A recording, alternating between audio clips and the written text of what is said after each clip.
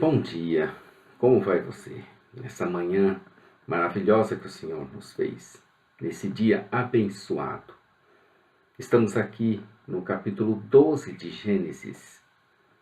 Este é o dia que o Senhor nos fez, alegremo-nos nele. Gênesis 12, essa é a Semeadores, semeando mensagens de vida para o seu coração. Nós iremos fazer a reflexão no capítulo 12 de Gênesis, intitulado Deus aparece a Abraão. Até aqui, a preocupação do narrador de Gênesis foi apresentar o pano de fundo para a humanidade, com destaque para alguns eventos importantíssimos, como já vimos, a criação, a origem da família, a queda de Adão, a expulsão do jardim do Éden, a proliferação do mal, a vida de Noé, o dilúvio. E agora, já estamos com o pai da fé, Abrão, que logo será Abraão. O cordão genealógico da semente está com 21 nós. 3 vezes 7, 21. E desde o início, Satanás está atrás da semente da mulher para a destruir. Ainda faltam surgir, até a chegada do Messias, mais 56 gerações. Então, depois de Abraão até chegar Jesus, ainda terá 56 gerações. Deus diz para Abrão, para sair da sua terra, da sua parentela e da casa de seu pai, porque ele quer fazer dele uma grande nação, em uma terra onde ele ainda lhe mostraria. Isso aqui é fé, hein?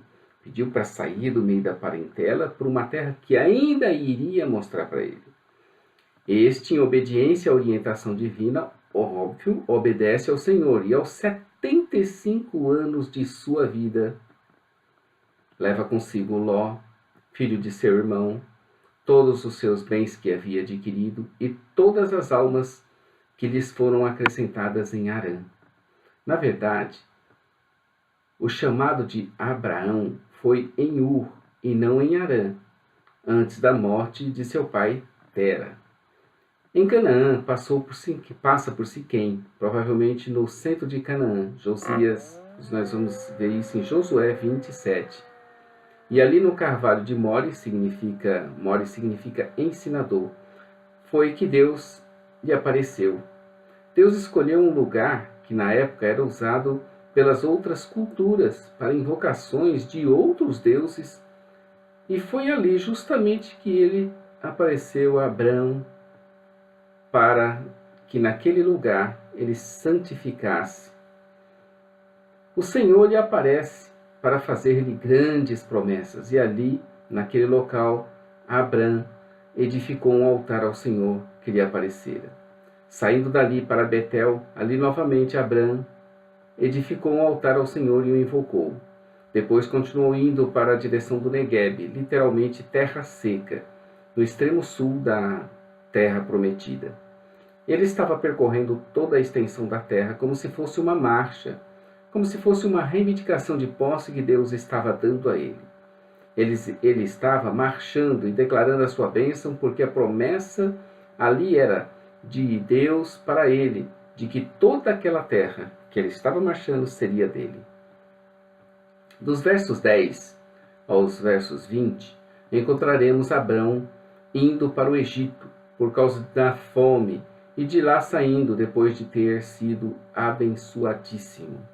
Era como uma figura, uma ilustração do que haveria de ocorrer tempos depois com o povo da sua geração, os seus descendentes, que estariam no Egito e seriam oprimidos, e ali viveriam cerca de uns 430 anos. Mas sairiam dali em grande libertação de Deus, levando até as riquezas do Egito. No Egito, Abrão tem um probleminha de relacionamento com aqueles povos, devido à formosura de sua linda mulher. E junto com ela tramam algo que o Senhor abençoou, não permitindo que ela fosse objeto dos desejos daqueles homens, e ainda assim foram abençoados. Abrão mentiu? Alguns perguntam preocupados com a moral que mal conhecem. Eu não diria que ele mentiu, mas que omitiu a verdade. Uma parte da verdade ele disse, pois de fato Sarai era sua irmã, mas não disse a outra parte dela, que ela também era sua esposa. Eu sinceramente achei deselegante da parte dele, mas quem sou eu para julgá-lo? Deus teve misericórdia dele e o poupou. Foi Deus quem tomou conta dela e não deixou que chegassem perto dela. Deus zelou deles com grande zelo e até feridas foram distribuídas entre eles, entre aqueles povos, a ponto de saberem que isso vinha de Deus e ficaram com muito medo. Sabe, eu já senti uma vez assim, queridinho de Deus. Foi quando entreguei a ele a minha vida em um episódio em Minas Gerais.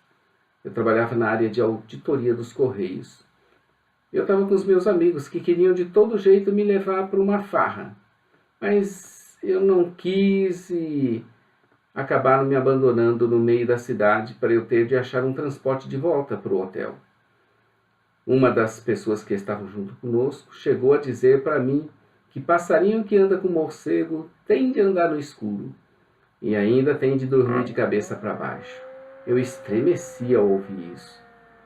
Eu não busquei vinganças. Eu saí do carro, triste, onde estava, e fui de ônibus de volta para o hotel. E aproveitei para ir cantando uma canção de louvor a Deus e abençoando todos eles. No dia seguinte, uma grande surpresa. Eles me procuraram desesperado e clamando. Que Deus era aquele meu? Porque foi somente me abandonarem para o carro deles estragarem e somente ali, sair dali com reboque, frustrando assim a farra que iriam até fazer.